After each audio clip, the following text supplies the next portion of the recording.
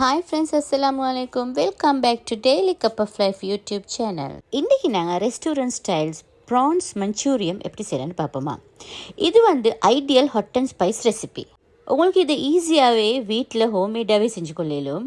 அதே மாதிரி உங்களுக்கு எல்லா விதமான பார்ட்டிஸ்க்கும் ஒகேஷன்ஸ்க்கும் ஒரு சூப்பரான ஐடியல் டிஷ் தான் இது, ப்ரான்ஸ் மஞ்சூரியா ரெஸ்டாரண்ட் ஸ்டைல். வாங்க நாங்கள் இதை செய்வோம். வீடியோவை ஸ்கிப் பண்ணாமல் பாருங்கள். பிடிச்சிருந்தா உங்களோட ஃப்ரெண்ட்ஸோட லைக் பண்ணி ஷேர் பண்ணிக்கோங்க.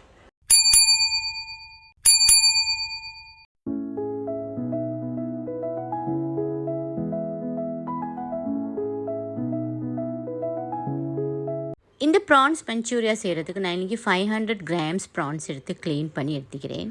அதுக்கு ஒரு 1/4 டீஸ்பூன் மாதிரி டர்மரிக் பவுடர், அதே மாதிரி ஒரு 1/2 டீஸ்பூன் மாதிரி சால்ட்டும் ஆட் பண்ணி இது நல்லா நாங்கள் மிக்ஸ் பண்ணி கொள்வோம்.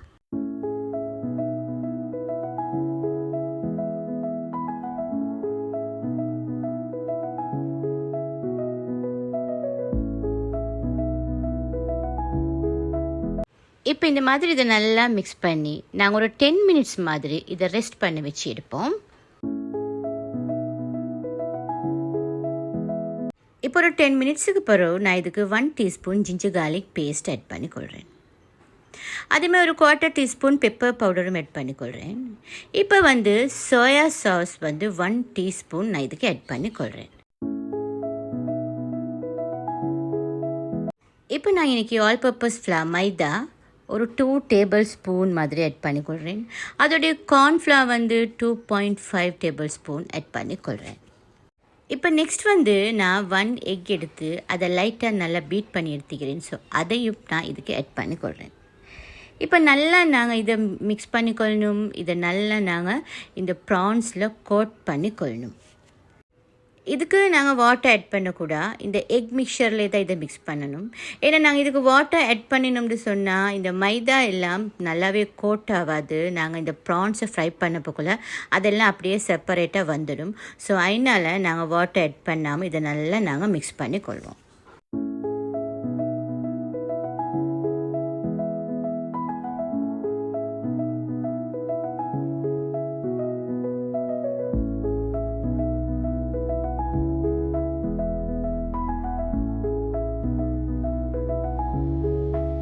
இப்போ இந்த மாதிரி இது நல்லாவே நாங்கள் திக்காகவே நல்லாவே நாங்கள் மிக்ஸ் பண்ணிக்கொள்ளணும்.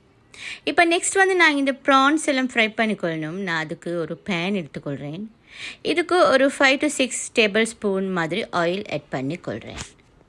அதுக்கு பிறகு இந்த ஆயில் நல்லாவே ஹீட் ஆகணும். இந்த ஆயில் நல்லாவே ஹீட் ஆகின பிறகு நாங்கள் ஒவ்வொரு ப்ரான்ஸாக இதில் ஆட் பண்ணிக்கொள்வோம். எப்படியுமே இப்படி ஒரு பேன் ஒன்று எடுத்து அதில் ஆயில் போட்டு எடுத்துக்கோங்க. அப்போ தான் இதில் கோட் பண்ணிக்கிறதெல்லாம் நல்லாவே அதுக்கு ஒட்டிக்கொள்ளும். நாங்கள் டீப் ஃப்ரை பண்ணுறோன்னு சொல்லிட்டு கடாய் எடுத்தோம்டா அதுலேருந்து இதை நாங்கள் கோட் பண்ணது வெளியே வர பார்க்கும். அதே மாதிரி நாங்கள் இந்த ப்ரான்ஸை ஆட் பண்ணி எப்படியும் ஒரு 2-3 மினிட்ஸ் மாதிரி நாங்கள் அதை ஸ்டர் பண்ணப்படா நாங்கள் அதை அப்படியே விட்டுறணும். அது நல்லா 1 சைடு அப்படியே ஃப்ரை ஆகணும். நல்லா 1 சைடு ஃப்ரை ஆகின பிறகு தான் நாங்கள் நெக்ஸ்ட் சைடு அப்படியே திருப்பி போடணும். ஸோ எங்களுக்கு விளங்கும் அப்படியே அடிப்பக்கம் அப்படியே ஃப்ரை ஆகி கொண்டு வர மாதிரி. ஸோ அந்த டைமில் தான் நாங்கள் இதை பிரட்டணும். அது வரைக்கும் நாங்கள் இதை ஸ்டர் பண்ணவே கூடாது.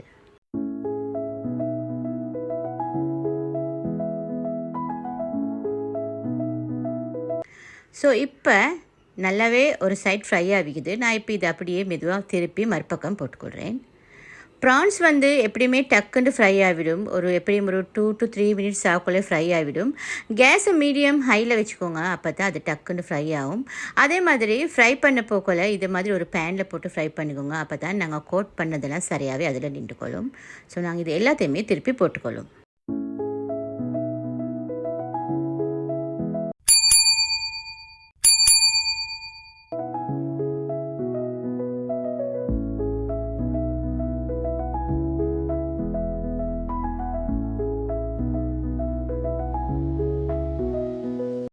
ஸோ ஒரு சைட் நாங்கள் திருப்பி போட்டு இப்போ மறு சைடும் நல்லாவே ஃப்ரை ஆகிடுச்சு. ஸோ நாங்கள் இந்த டைமில் நாங்கள் இதை ஒரு பிளேட்டுக்கு அப்படியே ட்ரான்ஸ்ஃபர் பண்ணிக்கொள்வோம்.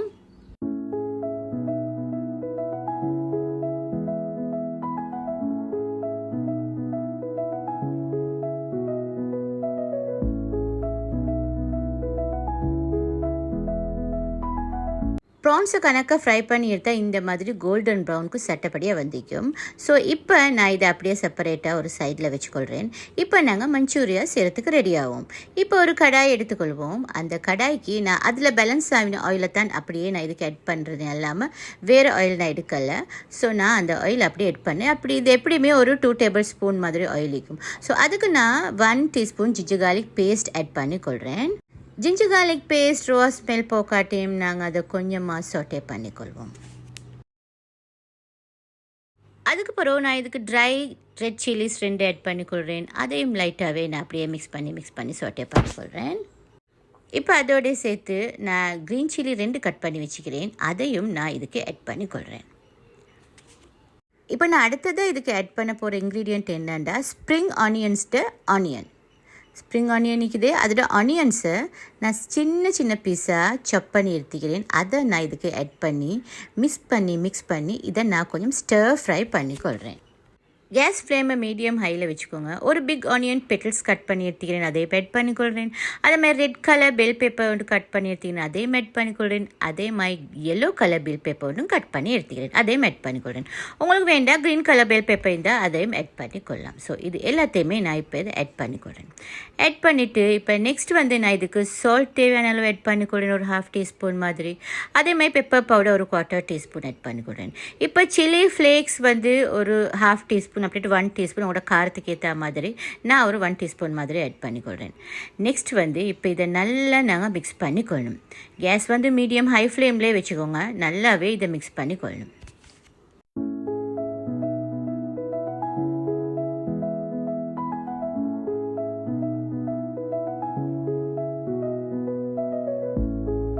இந்த வெஜிடபிள்ஸை நாங்கள் ஸ்டர் ஃப்ரை பண்ணுறதுக்கு இதை க்ளோஸ் பண்ணக்கூடாது. இது நாங்கள் இப்படியே தான் இதை ஸ்டர் ஃப்ரை பண்ணிக்கொள்ளணும். ரீசன் நாங்கள் க்ளோஸ் பண்ணோம்னா இதில் தண்ணி விட்டுடும். அதே மாதிரி கேஸே மீடியம் ஹைலே வச்சுக்கொண்டு நாங்கள் இதை நல்லா மிக்ஸ் பண்ணி ஸ்டர் ஃப்ரை பண்ணிக்கொள்வோம். ஸோ இந்த அளவு இப்போ இது நல்லா ஸ்டர் ஃப்ரை ஆகின பிறகு நாங்கள் ஃப்ரை பண்ணி வச்சுக்கிற ப்ரான்ஸ் எல்லாத்தையுமே இதுக்கு நாங்கள் ஆட் பண்ணிக்கொள்வோம். ஆட் பண்ணி திரும்பவும் நாங்கள் இதை நல்லா மிக்ஸ் பண்ணிக்கொள்வோம்.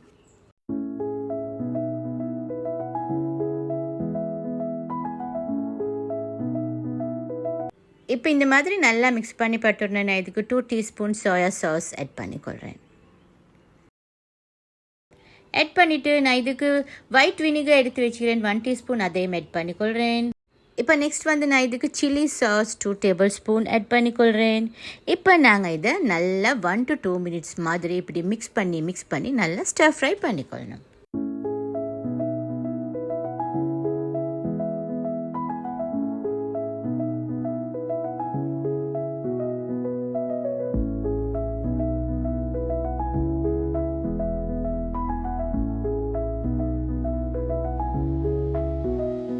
இப்போ அடுத்ததாக நான் 2 டேபிள் ஸ்பூன் கார்ன்ஃப்ளவர் எடுத்து அதுக்கு 2 டேபிள் ஸ்பூன் வாட்டர் ஆட் பண்ணி மிக்ஸ் பண்ணி எடுத்துக்கிறேன். ஸோ அதையும் நாங்கள் இதுக்கு ஆட் பண்ணி இப்போ இதை நல்லா நாங்கள் திரும்பவும் மிக்ஸ் பண்ணி கொள்வோம்.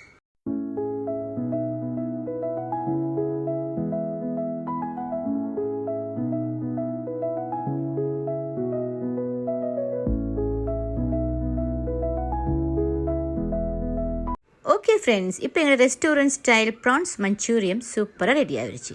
இப்போ நாங்கள் ஃபைனலாக இதுக்கு ஸ்ப்ரிங் ஆனியன் கொஞ்சம் நான் சாப் பண்ணி அப்படின்னு ஸ்மால் பீசஸாக கட் பண்ணி வச்சுக்கிறேன். அதை நான் இதுக்கு ஆட் பண்ணிக்கொள்கிறேன். இதுக்கு மஸ்டாகவே ஸ்ப்ரிங் ஆனியன் ஆட் பண்ணிக்கொள்ளணும். அதோட ஃப்ளேவர் அதோட டேஸ்ட் சூப்பராக இதுக்கு இருக்கும். ஸோ அதனால் கட்டாயமாக நாங்கள் இதுக்கு ஸ்ப்ரிங் ஆனியன்ஸ் ஆட் பண்ணிக்கொள்ள வேண்டும். ஸோ இப்போ இதை நல்லா திரும்பவும் ஒரு குட் மிக்சிங் கொடுத்தோம்னா எங்களோட ப்ரான்ஸ் மஞ்சூரியம் சூப்பராக ரெடி ஆகிடும்.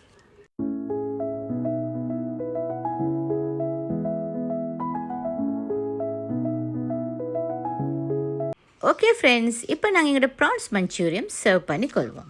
இந்த ரெஸ்டாரண்ட் ஸ்டைல் ப்ரான்ஸ் மஞ்சூரியா செய்கிறதுக்கு உங்களுக்கு 1 hour இருந்தால் நல்லாவே போதும். ஹோம்மேடாகவே சூப்பராகவே செஞ்சு எடுத்துடலும். இது உங்களுக்கு எல்லா ஒகேஷன்ஸ்க்கும் சூப்பராகவே செஞ்சு கொள்ளலும். உண்மைக்குமே இது சப்பாத்தி நானோட சூப்பராக மேட்சிங் ஆகும்.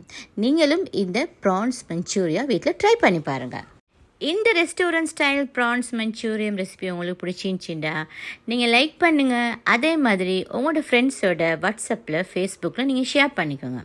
ஃப்ரெண்ட்ஸ் என் சேனலில் நான் போஸ்ட் பண்ணுற ரெசிபீஸ் உங்களுக்கு பிடிச்சிக்கும்னு சொன்னால் நீங்கள் டெய்லி கப் ஆஃப் லைஃப் சேனலை நீங்கள் சப்ஸ்கிரைப் பண்ணிக்கோங்க. அதே மாதிரி உங்களுக்கு வேறு என்ன மாதிரி ரெசிபீஸ் தேவைண்டாலும் கூட என்கிட்ட ரிக்வெஸ்ட் பண்ணுங்கள். இன்ஷால்லா நான் உங்களுக்கு செஞ்சு காட்டுறேன். இதே மாதிரி இன்னொரு சூப்பரான அதுவும் 100% ஹோம்மேட் ரெசிபியோடு நான் உங்களை சந்திக்கிறேன். அது வரைக்கும் have a great day friends. Thanks for வாட்சிங் மை வீடியோஸ்.